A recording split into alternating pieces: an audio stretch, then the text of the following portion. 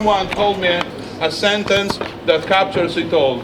Mr. Evans told me, now we are mishpoche. We signed together. I wrote a letter there, he wrote a letter there. He says, now we are mishpoche. And that tells it all. But the unity created by this writing together, the unity that now we are one mishpoche, all those people, all those shuls, all those institutions who joined in writing this Sifrei Torah in memory of people who always thought about that their education, their knowledge, it is not something that they have to keep for themselves. The families that we know in which honor this Sifrei Torah written, they are families who always, Apples, Evans, Abrams, they all diamonds, they always know what we have, it is not for us only, it is to give to the others as well, and that is demonstrated in this Sifrei Torah. Mazel tov, mazel tov, mazel tov.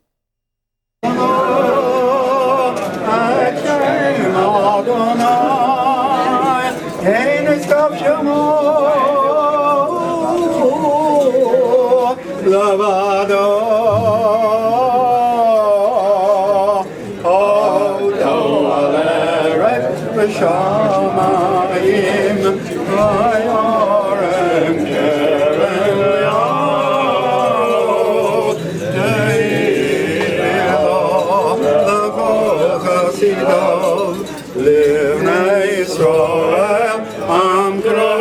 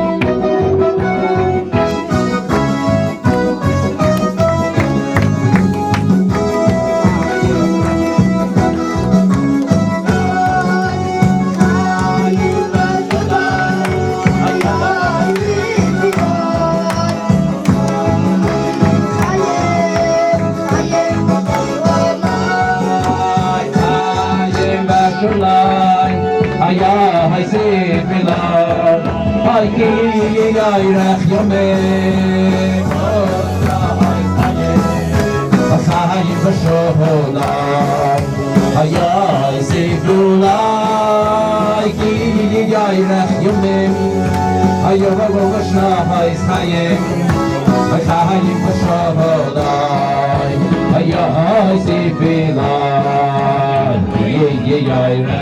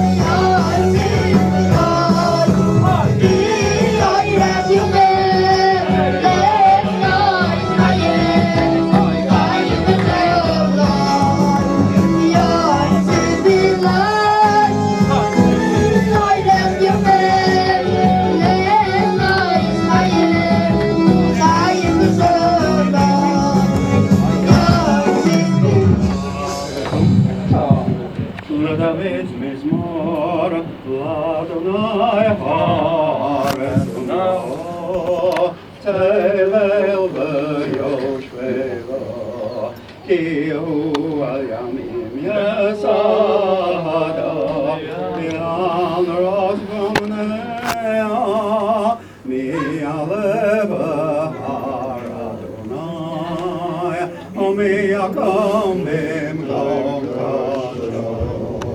Lekihayim oreo, asher l'nasal Hashem nafshi, lo nishba l'mirma, yisov raka me'et Adonai, utzlacha melodei Yeshua, zedar dosha, Yaakov,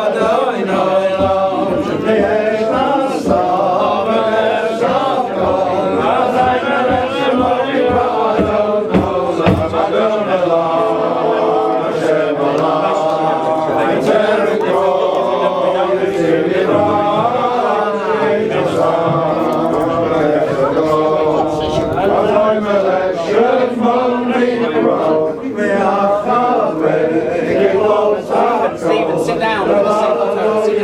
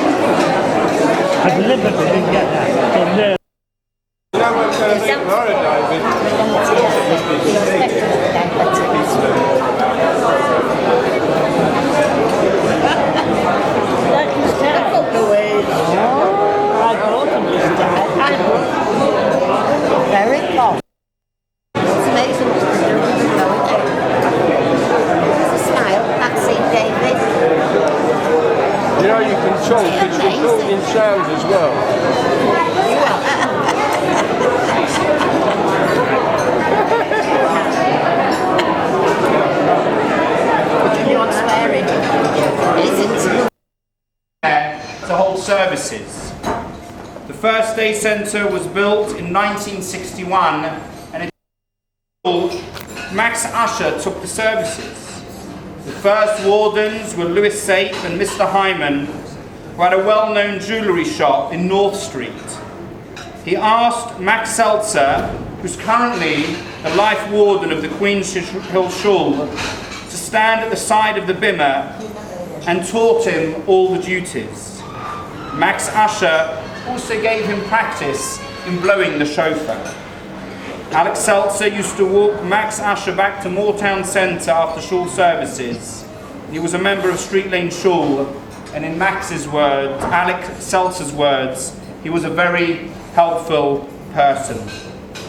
That provides a brief flavour of the history of how the QUEENSHILL Synagogue started in its embryonic form, and the success of the QUEENSHILL's estate as a whole can be due largely to the fact that religion has always played a very important role in the building of the centre, and indeed even in the tenancy contracts of many of the residents. I'm told in the small print of tenancy contracts, it still states tenants are forbidden to hang out their washing on Shabbat and Yom Tov. If anybody remembers what hanging out the washing used to be, that is a bit of a bygone hobby for many, although we do sometimes do it at home. This evening, we're all here for one purpose, to join in a Seudat Mitzvah, a celebratory meal, a celebration of the two Sifrei Torah. One has been presented in memory to honor Diane and Mrs. Apfel and Reverend and Mrs. Evans, Zichronam Livracha. And the other Sefer Torah, Lahavdil Ben Chaim L'Chaim, to honor two couples who have given sterling commitment over a period of 30 years to the QUEENSHILL Synagogue, and that is Blanche and Stanley Abrams and John and Louise Diamond.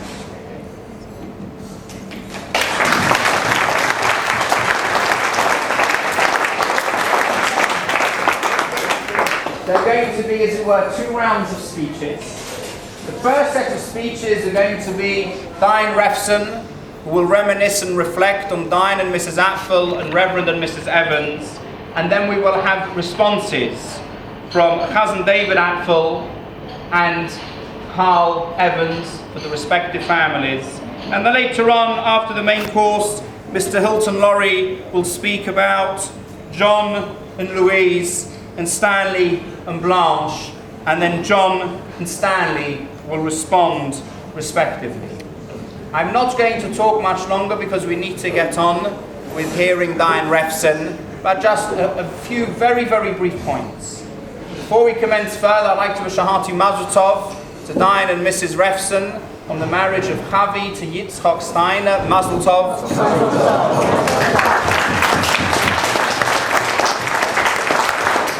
And also to Saul and Sheila Erna on the birth of their first grandchild, the girl. Mazel tov.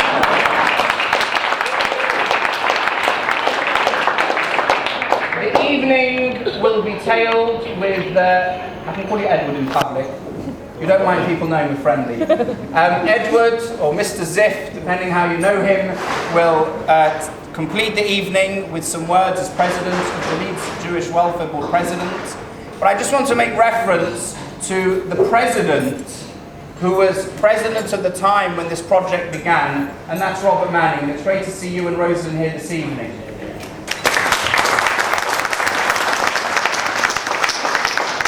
When this project began, Robert said something that was very profound and very, very true, and is an important lesson for us all. We are no doubt aware of it, but not conscious of it. And Robert said, people will give for Sifrei Torah because it is the hardware of the community. And those words have rung in my mind and the minds of others who have been involved in this project over the last couple of years. The Sifrei Torah are the hardware of the community. Everything else is the software.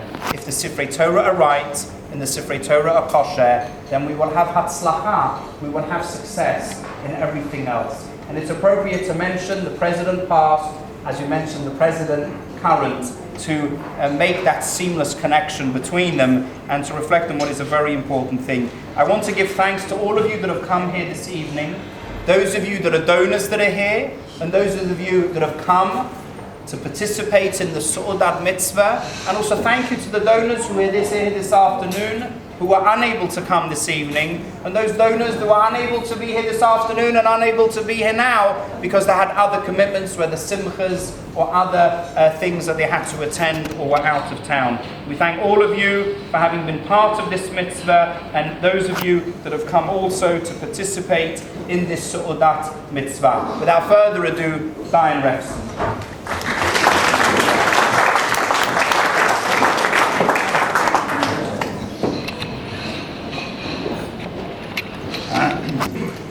Chairman, Presidents of the Welfare Board, ladies and gentlemen, colleagues, this is not the first Sefer Torah that has come into our community. Over the last 15 years, we've had many. I'm reminded of the young fellow who set himself up as a maggid, going round from community to community, saying droshes of inspiration as they used to many years ago. But this young fellow was limited in the width of his scholarship. He only had one Sedra, and that was Korach, the one that we have today. Now, when there are 52 weeks of the year, it puts one in a difficult position. So, what he used to do is, in those days the bimmer was high, he used to go up the stairs, when he got to the top, tripped and fell down.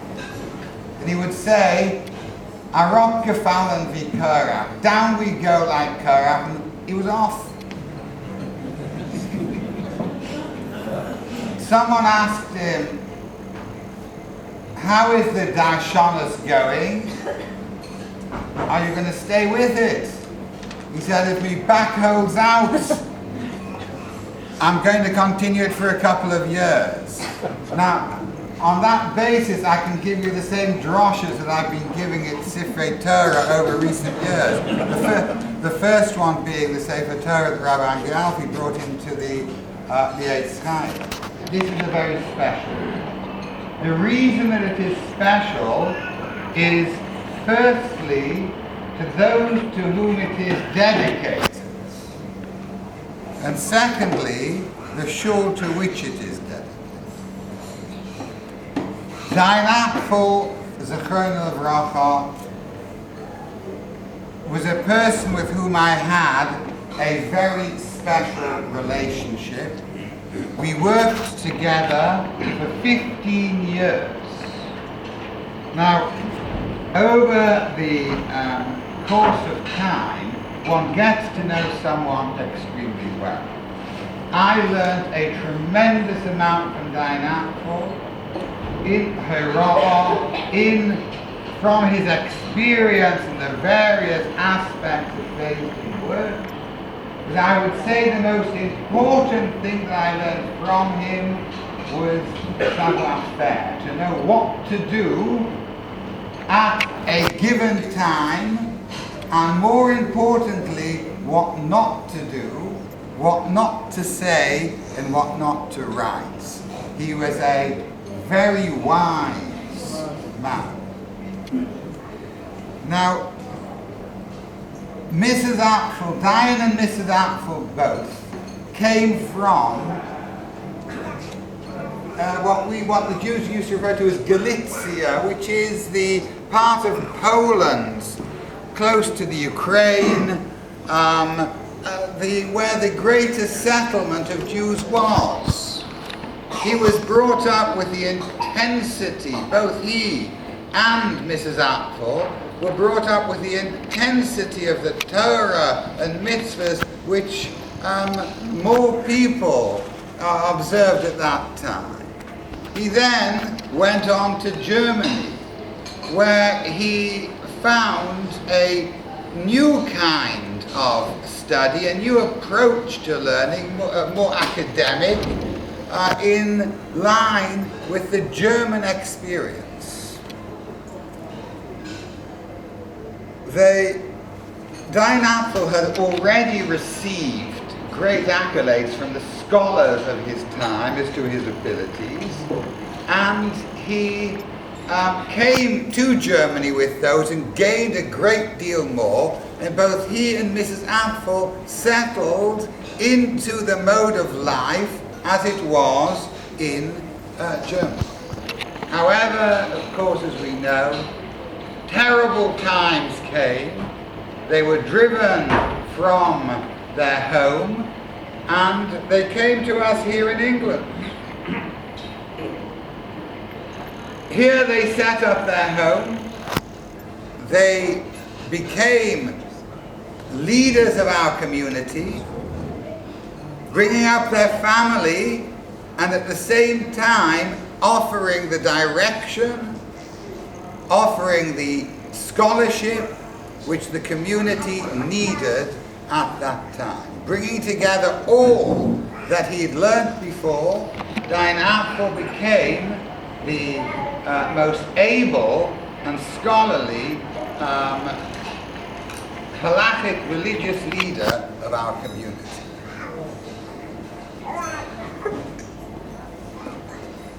The Evans family, a very different background.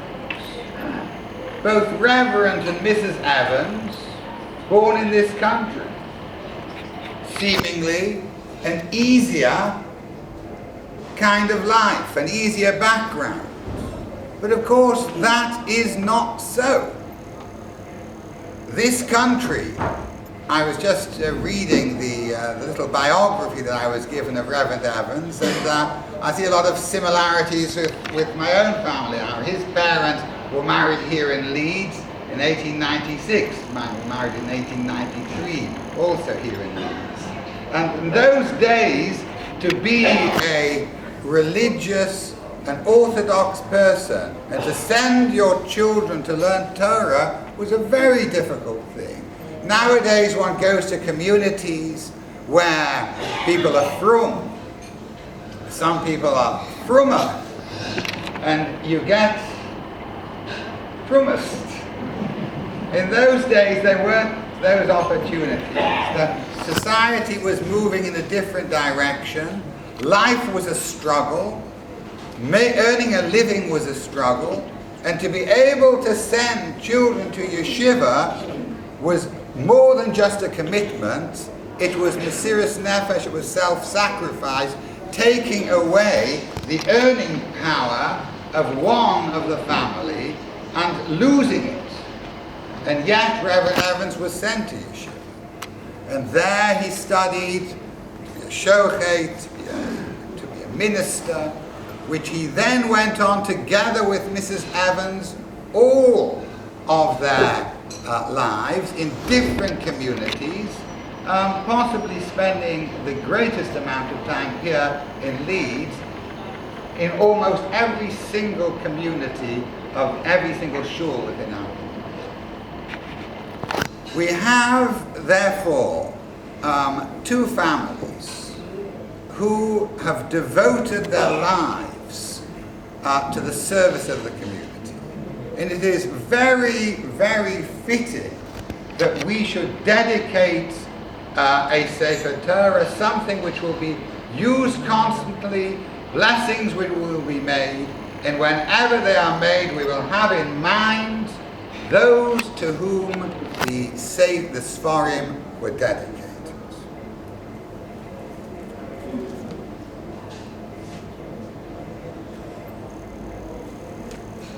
I think there is one thing which I've always said about a Sefer Torah, and that is that the writing of a Sefer Torah is like the birth of a child. A child is born, and everyone loves the child, everyone hugs and kisses the child. A new Sefer Torah, one takes it out of the Aron in its pristine state, and we kiss the Sefer Torah, and we honor the Sefer Torah. But in this community, in the QUEENSHILL community, it has always been so. Even with the old Sifrei Torah, they have a special regard. When one goes into the QUEENSHILL, one feels a great commitment. I'm not going to speak about the honorary officers of the QUEENSHILL. Apparently that's somebody else's job. I don't want to encroach. But this is something that one feels when one goes into the QUEENSHILL shul. This Sefer Torah has found, these Sifrei Torah have found good homes. They represent people who the community needs to honor. And they're going into a community where they are going to be honored. It is therefore a great privilege to welcome these Sifrei Torah into our community in honor of Diane and Mrs. Apfel and Reverend and Mrs. Evans.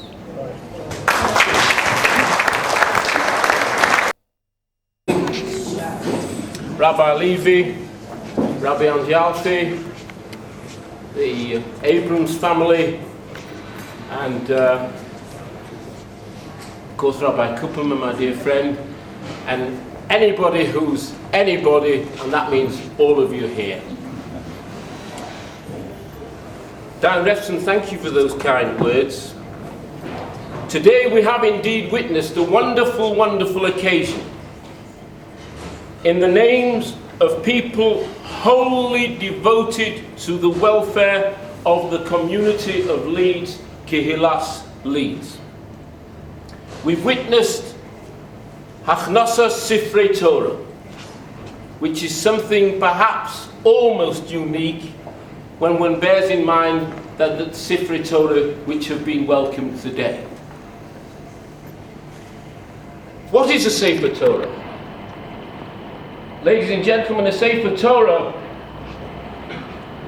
Eitz Chaim Hi L'Machazikim Ba, a tree of life to them that grasp it. It is a chayim, a means of life for the continuation of the Jewish people. Without it, we cannot continue. My dear parents, Aleiham Ashalom Zichronam Livracha, Malka Chana and Yosef Yehoshua.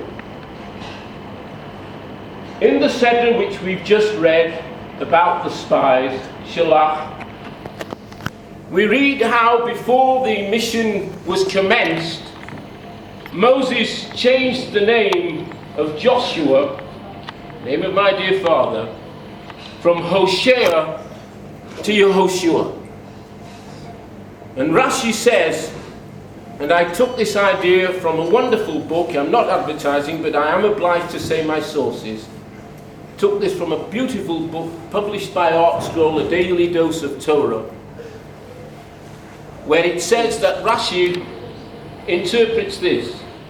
When God changed the name of Hosea to Yehoshua, he actually said, Ka Yoshiacha, may God save you. In other words, may God save you from the influence, the evil influence of the spies who were obviously going to fall spiritually.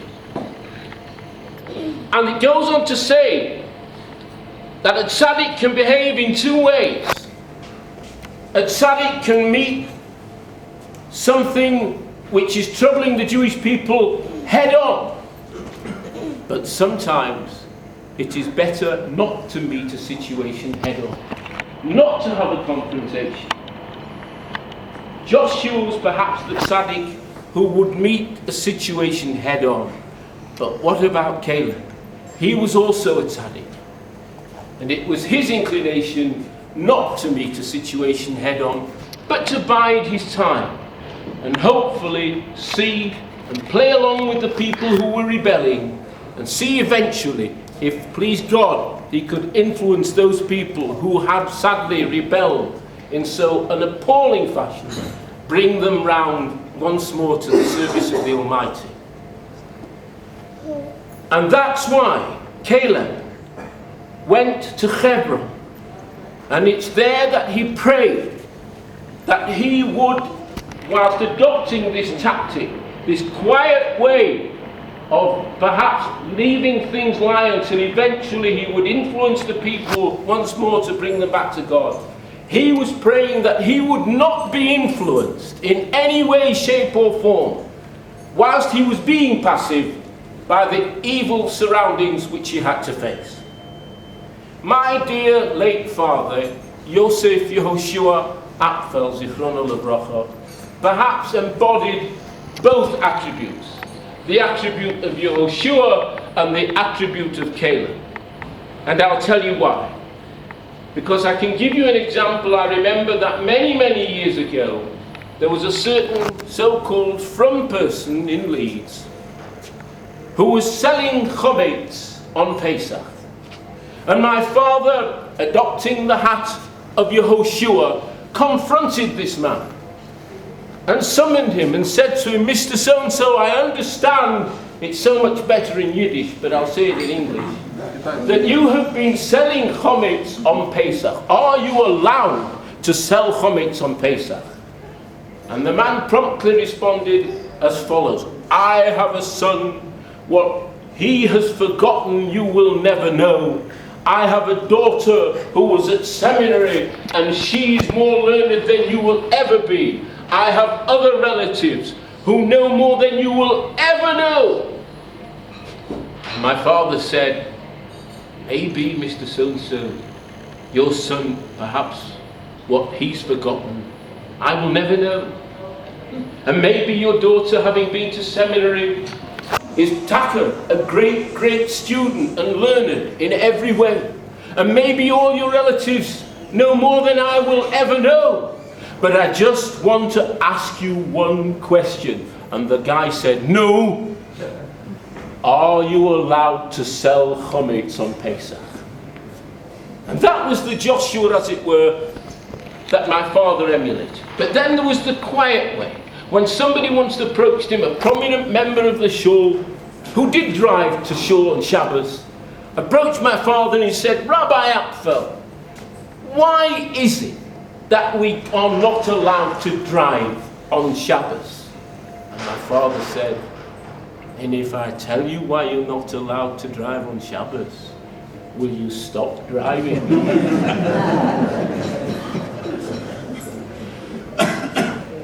Malka Chana, my late dear mother, Zichrona Livracha.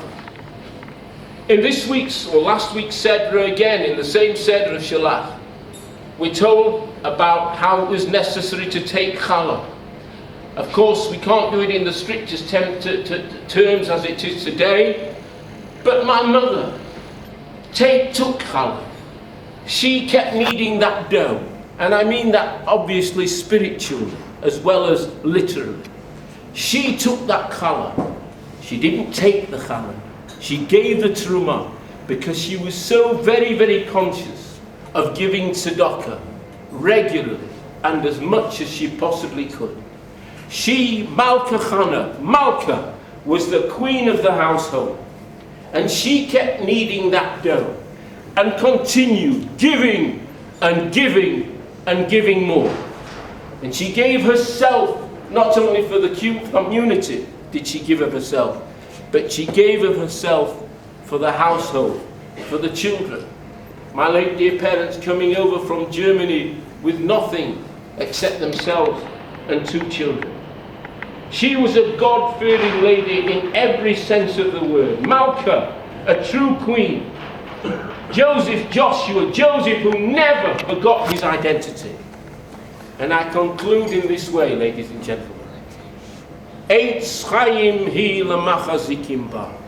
Eitz Chaim hi lamachazikim ba. Chaim, life. Take the names of my parents, the initials of their name. Malka, Mem. Chana, Chet.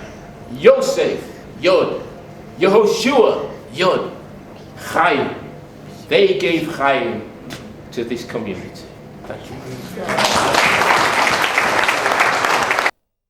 Enough an appetite for the main course, and to assist in that further, both in way of inspiration and building up the appetite, Carl is also now going to respond. Carl.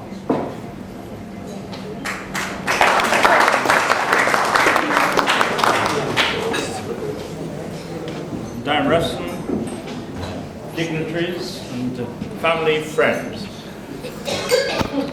This is perhaps the first time that I'm a little apprehensive. Normally when I speak in public I tend to be fairly confident, but tonight I'm slightly mixed up.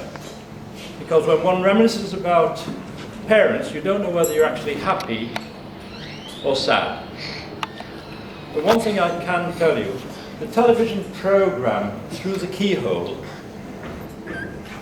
made me think that when one wants to remember parents, one always remembers the good things.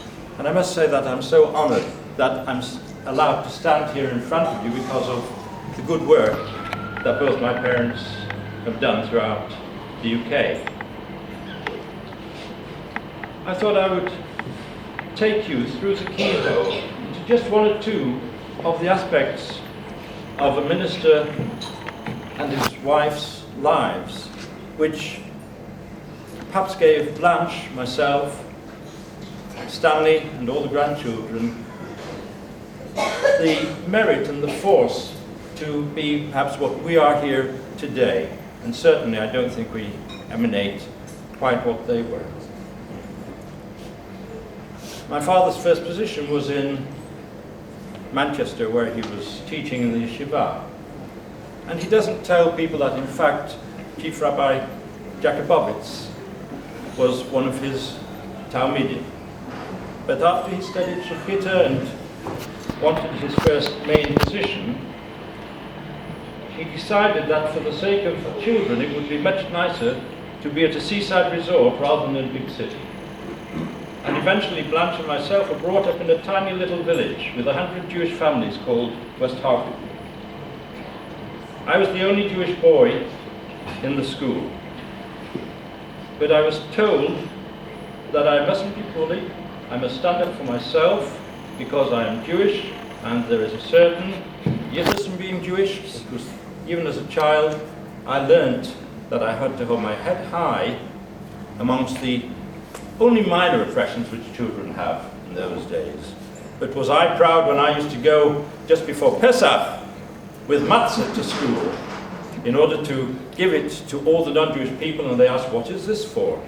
Such pride in doing these things. But however, at the age of 11, or in fact before that, another wonderful thing, my sister studied ballet. And my parents had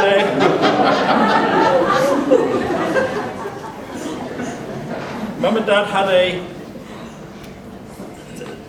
they had a wedding to go to. It was a family simcha in Ireland, and they had a dilemma. It was over the same weekend when Blanche had her examination. And in those days, a minister was not treated as middle-class gentry as far as salary or living standards. And it was a very poor household just after the war.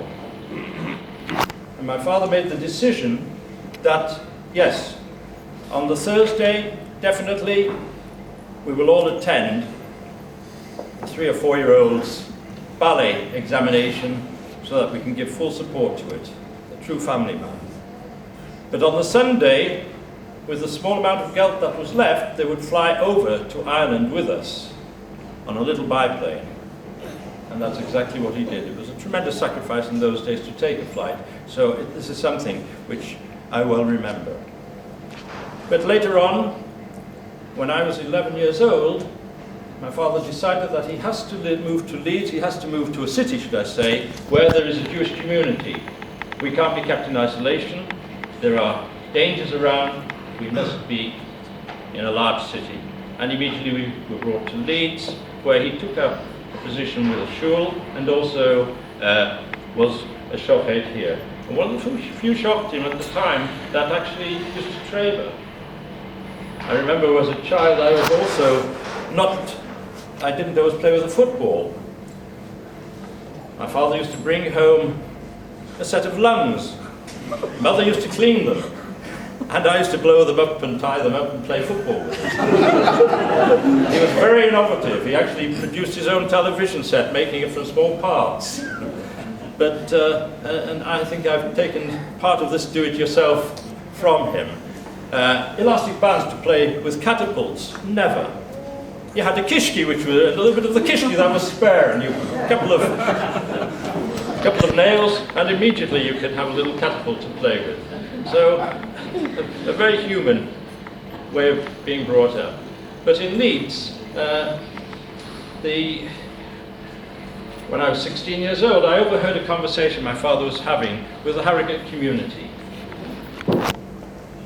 Apparently there was a crisis there. He was going to daven there for Rosh Hashanah and Yom Kippur as the Chazan, and the Chazan Sheni was going to be the rabbi, I forget his name, I think it was Chris, but I'm not sure. And the conversation in the late at night, which I overheard, was that my father saying, I'm awfully sorry he's not well, wish him a refuah shlema, I will find somebody to daven shacharit. And the next day my father took me off school. He said, Carl, you have 7 days to be with me in the van whilst I'm travelling around. At that time my father had moved out of Shechita and had moved into business. And he took me in the van for a week, and right from morning till night, he gave me all the nusach of the davening, the whole basis, the anchorage of all the davening and the nusach and the chazanut, which I have at the moment. And on my 16th birthday, it was actually Rosh Hashanah. I remember being in Harrogate, quite nervous, davening shacharit, and my father prompted me from behind. And that was the start of my education, from that point of view. I used to learn a little bit in B'nai Kiva as a child, one little piece from here and there. My father wasn't happy with that. He wanted me to be educated properly. And he thought the only way is compulsion. came home to say to me, Carl, you've got a job with the United Hebrew Congregation. You'll have to lay there every single week. So Tucker, every single week every single night I had to learn a parsha, and on Friday night, maybe 2 or 3 hours foizering to make sure that I knew it properly. This was a wonderful upbringing. But